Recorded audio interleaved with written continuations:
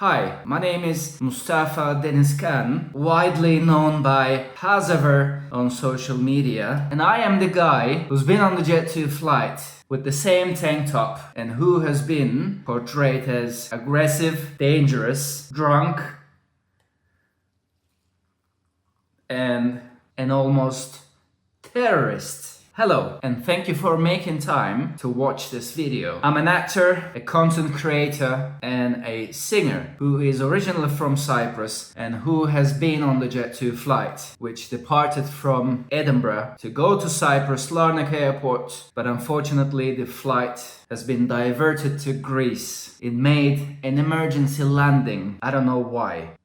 Was there any bomb on the flight? Am I really a terrorist? Am I really a dangerous person? And did I really assault the cabin crew and the passengers? So, I live in Scotland and I wanted to visit my country, Cyprus, on the 10th of May 2025. So, on the day of the flight, on the 10th of May 2025, my girlfriend came to my house and we left my house together and we went to the Edinburgh airport. This was our first holiday together. So I was very happy. We were buying gifts for my brother, for my family, for my dad, and then we sat down and started waiting for the boarding. I'm not one of those people who actually wait in the queue to be boarded. Me and my girlfriend, we decided to sit down and just wait for the boarding is almost completed so that we can go and get on the flight. And what a beautiful coincidence on the flight. I've seen my primary school's teacher's daughter on the flight. I hadn't seen her for ages, so I started talking to her. So we were having a good time. We were talking. I was talking about my university years because that was the last time I've actually had seen her. So we were talking about the past, the uni, work. She was asking me questions about my music. Everything was fine. And then the flight departed. So now we're up in the air and I'm feeling a lump in my throat. Yes, I do have severe anxiety and I do take medication for a number of medical conditions, as you read on the press, on many newspapers, on many British newspapers who actually posted about this story. So I was actually waiting for the cabin crew to start serving the passengers food, drinks, whatever. We started waiting for the cabin crew to start serving and then they started serving. So the cabin crew and the trolley came to our area, to our row, and I waited for them to, ask us if we wanted to order anything. So they served the passengers in front of me. They served the passengers on the left side, but they didn't even ask me and my girlfriend if we wanted to order anything. That was weird. Before they left the row, our row, I said, could we please place an order? And she said, you have to wait. I said, okay. So we waited for about 10-15 minutes and I really needed to take my medication. So in order to be able to take my medication, I needed water and something to eat. So on the trolley, I saw Pringles and I wanted to, have some Pringles because prior to our holiday for the past 2-3 weeks, I hadn't eaten any carbs. I was on a carnivore diet, so I was pretty much eating eggs, chicken, steak, so I was actually craving carbs. I wanted to eat some Pringles. So we waited for about 15 minutes and since no one actually came to serve us, for the first time I pressed the buzzer. So the cabin crew member came and she was like, how can I help? And I said, we want to order some drinks and some food. And then she pressed the buzzer. I think she did it to turn it off. And then she said, you have to wait. Isn't that weird? Why do I have to wait? I said, okay, we're gonna wait. So we continued waiting and we waited for another 20 minutes. And after 20 minutes, since no one actually came to serve us, I pressed the buzzer again for the second time. And then the same person came again and she was like, yes, I want to order water and some Pringles, please. And for the third time, she said, wait. Why is everyone else is being served, but not me? Why? I didn't talk to her like that.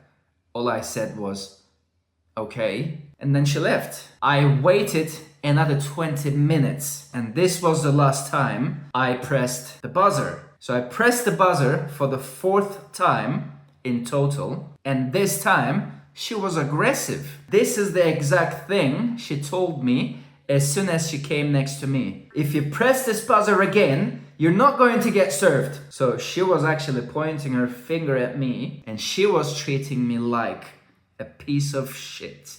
Excuse my language. I have never felt this shit before. The way she talked to me was horrible. And this time I said, ma'am, I've got anxiety and I have to take my medication. Could you please bring us some water and some Pringles? And she replied, you cannot talk to me like this. I said, ma'am, I'm not talking to you in a bad way. I'm not disrespecting you. All I'm asking is some Pringles and some water. I'm not going to argue with you. I said, ma'am, I'm not arguing with you.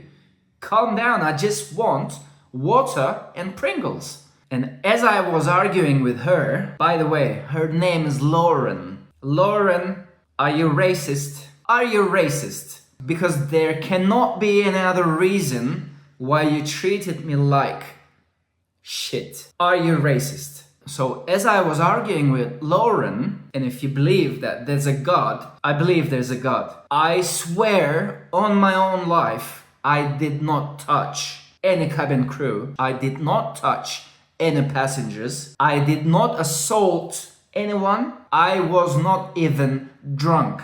I don't even drink. So as I was arguing with Lauren, one passenger, I guess he was British, he stands up and he starts walking towards me aggressively. And then I stand up as well and I started asking him what was his issue, what was his problem. And he continued walking towards me and he grabbed one of my chains and he ripped it apart. And my girlfriend collected the broken pieces on the floor. Again, I swear I did not touch, I didn't assault, I didn't punch, I didn't slap. I did not touch anyone. So my friends, which I met on the flight, the Turkish Cypriot friends behind me, they started talking to me. Calm down, just sit and don't worry. So I sat down, my girlfriend sat down, everybody sat down, and it was all good. Then suddenly the plane started descending and we're looking outside. It didn't look like Cyprus. And I'm like, oh my God, here's another one. Here's another one. JET2 is obviously making money out of this because this wasn't the first time. So JET2 diverted the plane to Greece, Thessaloniki. So we landed to Greece. And then the Greek police came on the flight and they came to me. They were very friendly and very respectful. And they asked me that they wanted to escort me out. I did not resist. As I was being escorted out, everyone's clapping. Wow. Wow. Unbelievable. Unbelievable. You're not gonna believe what JET2 actually did after I've been escorted out. You're not gonna believe this.